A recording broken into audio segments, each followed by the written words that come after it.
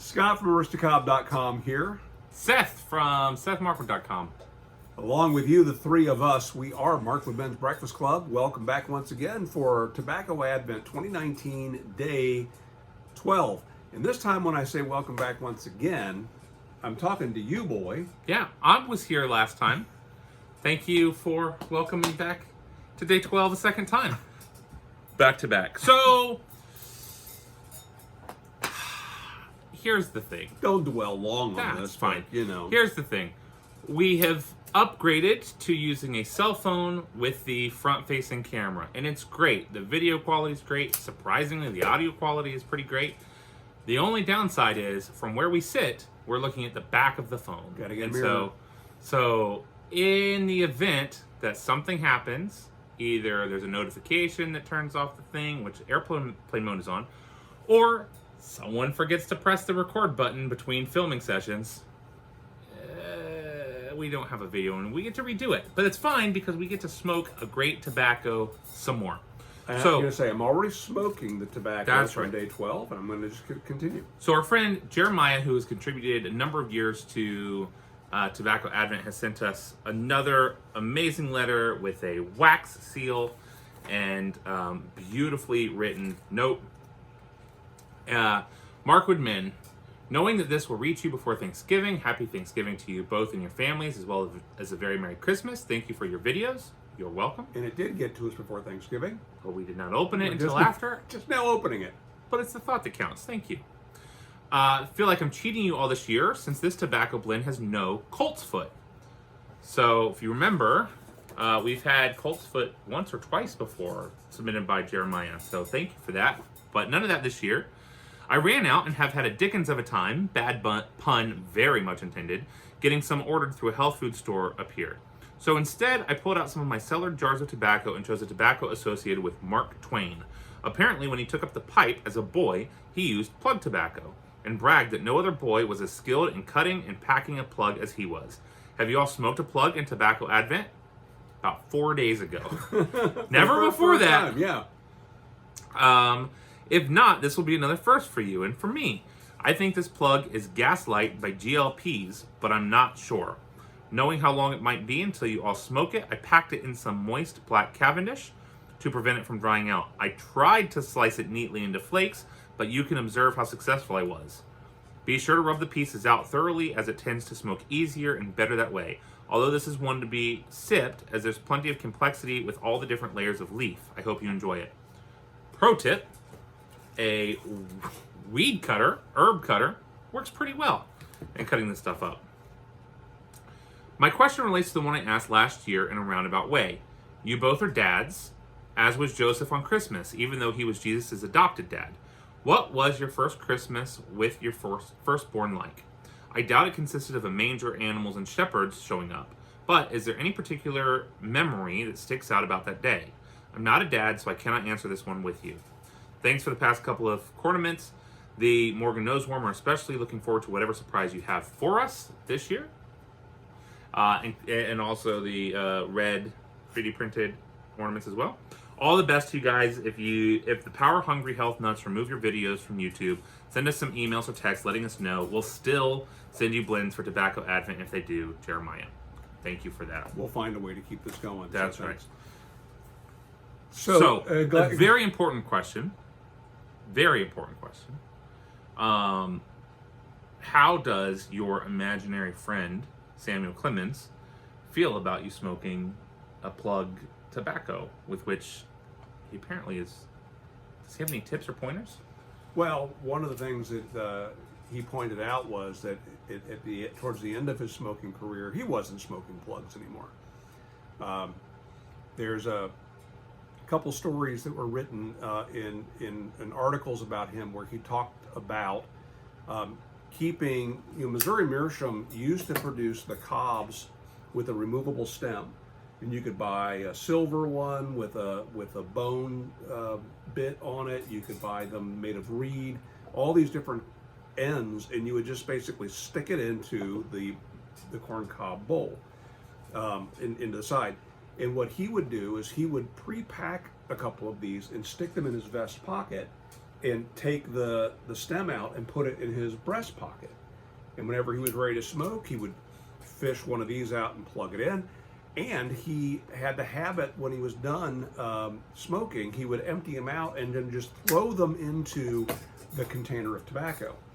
And so when he would reach in to get the bowl, he would just instinctively shovel a little bit of tobacco into it, stick them into his pockets, and away he would go. So very, very clever system of smoking.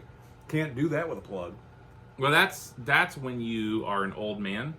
Yeah. And you don't need to brag to your friends anymore. And you've sliced enough plug to be done with it. That's right. So anyway, that my imaginary friend Mark Twain. You've imagined him old enough that he's no longer smoking plugs. Pointed out to me that he's no longer smoking plugs. Yeah, that's interesting. Yeah, he'd impressed all the friends he needed to. By that point, it was just done. Mm. So for this question, now that I'm thinking about it a second time, I'll begin with what I ended, which is, my memory of 34 years ago is kind of faint. What I can remember, Seth as an 8-month-old child, because he was a boy, he was not made of porcelain. And I was known for carrying him around like a football with his legs kind of dangling back here and his stomach resting in my arm. And people were just amazed, number one, that he would just hang there, and number two, that I was so comfortable grabbing other things with my free arm. And I say all of that because during that period of time, Jandy and I were both running her mother's hardware store, which became her hardware store when Jandy's dad died a year before Boy was born. So we were both working basically for minimum wage at the time, which, if I recall correctly, was around $4, $4.50 an hour.